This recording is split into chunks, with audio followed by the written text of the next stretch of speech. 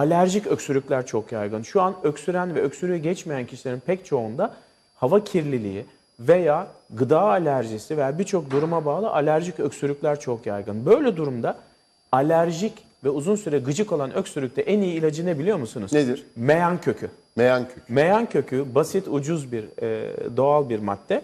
Bunu meyan balı olarak da küçük şöyle 2-3 mercimek tanesi kadar meyan balını ağzınıza alıp emebilirsiniz. Aktarlarda bulunur.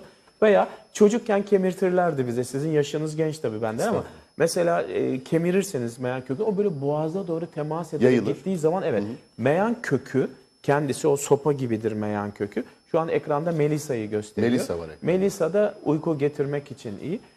Meyan kökü de tahriş, gıcık özellikle alerjik ve geçmeyen öksürüklerde tıpkı doğal kortizona benzer etki göstererek öksürüğü keser.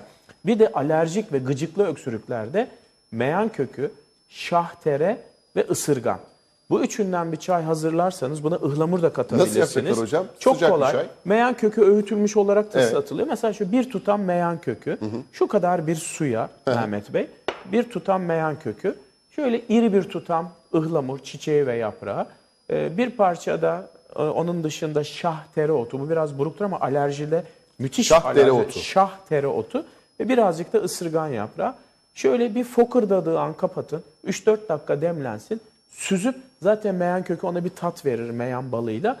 Onu süzüp normal bir şekilde için günde 3-4 fincan ama çok kaynar değil de ılık sıcak arası için. Bu alerjik öksürüklerde. Alerjik öksürük. Hatta genel alerjilerde mesela cildiniz kaşındığında bile çok faydası olur.